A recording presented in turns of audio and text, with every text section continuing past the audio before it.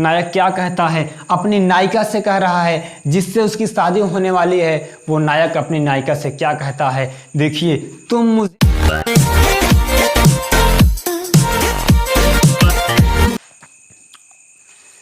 नमस्कार मेरे साथियों, मैं एक बार फिर से आपके नेक्स्ट लेक्चर में आपका बहुत बहुत स्वागत करता हूं।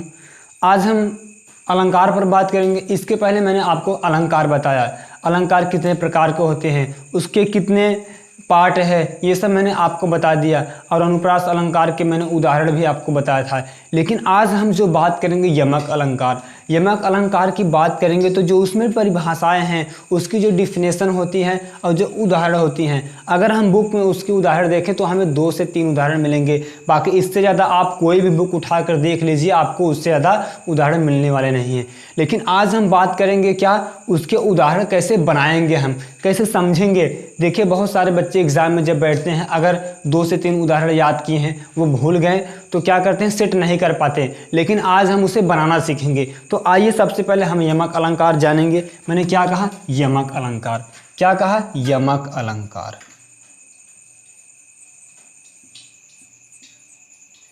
यमक अलंकार, यमक अलंकार क्या है, आइए देखते हैं हम। यमक अलंकार काव्य में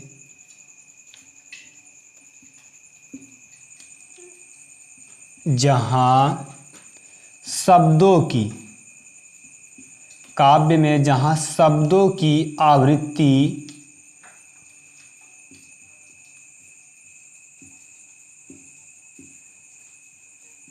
एक से अधिक बार हो, परंतु उसका अर्थ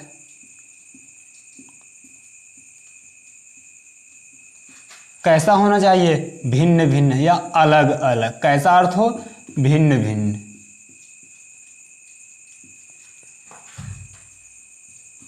वहां कौन सा अलंकार होगा, वहां अनुप्रास अलंकार होगा, यमक अलंकार।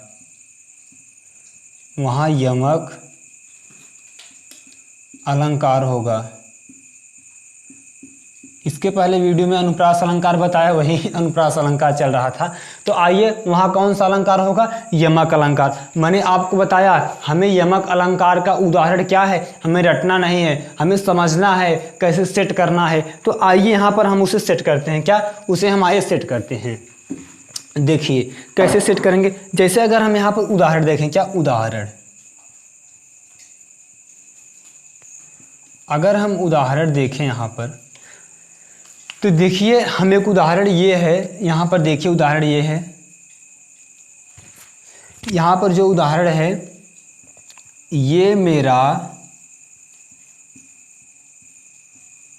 लाल है, ये मेरा लाल है।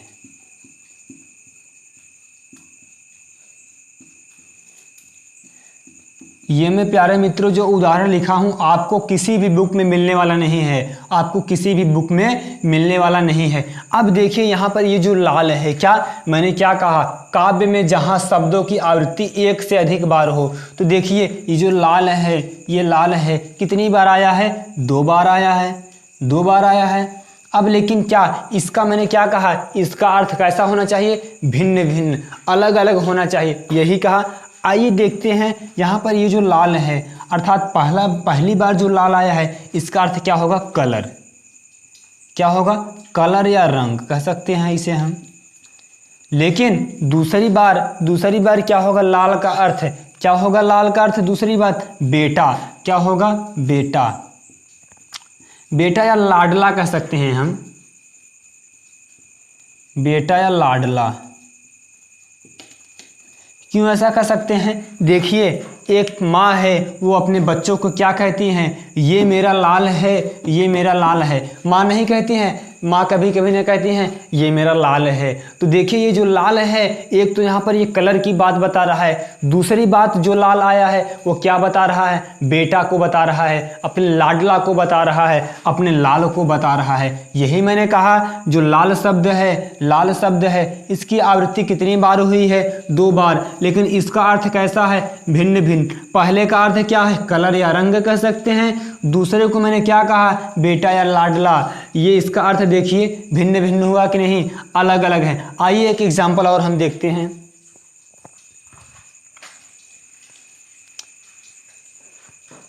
एक उदाहरण और देखते हैं हम। अगर जान से गए तो जान से मारे जाओगे। जान से मारे जाओगे।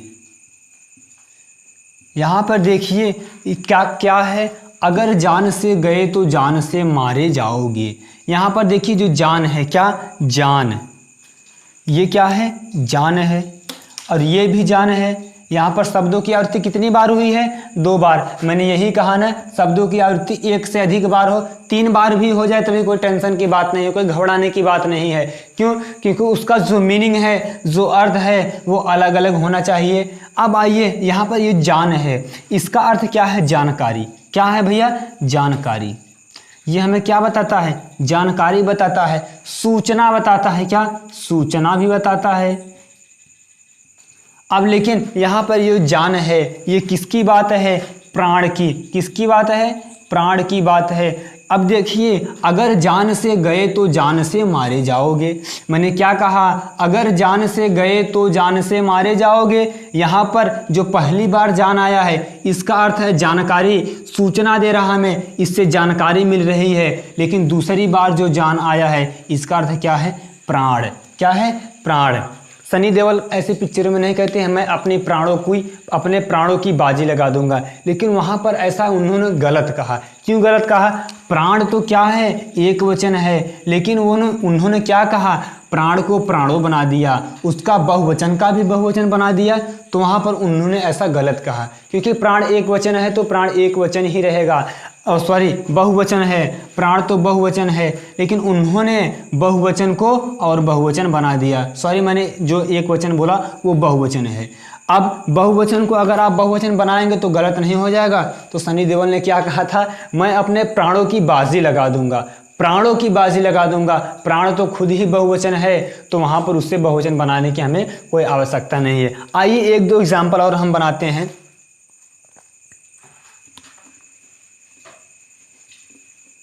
आइए,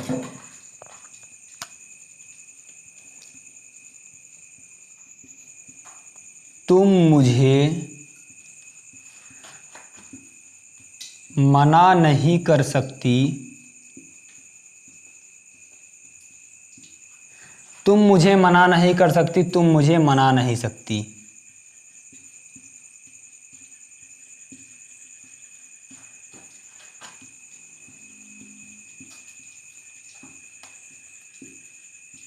क्या है, तुम मुझे मना नहीं कर सकती, तुम मुझे मना नहीं सकती।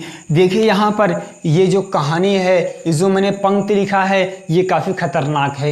एक इसमें क्या है, नायक है, एक नायिका है। उन लोगों का क्या, शादी पड़ा है, उन लोगों का विवाह पड़ा है, उन लोगों का शादी पड़ा है, नायक और नायिका। उसमें नायक क्या कहता है, तुम मुझे मना नहीं सकती, तुम मुझे मना नहीं कर सकती, तुम मुझे मना नहीं कर सकती, तुम मुझे मना नहीं कर सकती, तुम मुझे अपनी माँ को मना नहीं सकते। सॉरी, थोड़ा सा गलती हो गया।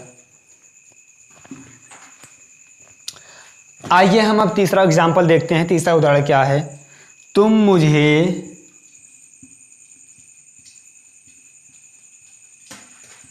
मना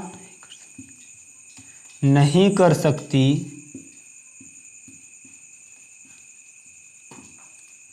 अपनी माँ को मना नहीं सकती, अपनी माँ को मना नहीं सकती।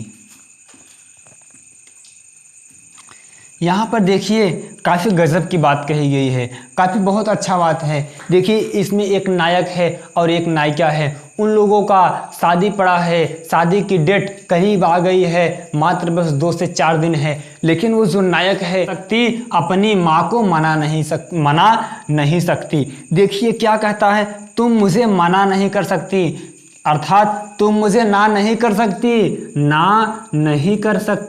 अर्थात मुझे इनकार नहीं कर सकती। लेकिन अब यहाँ मना का अर्थ है तुम मुझे मना नहीं सकती, तुम मुझे मना नहीं सकती, अर्थात इसका क्या अर्थ है, तुम अपनी माँ को राजी या तैयार नहीं कर सकती।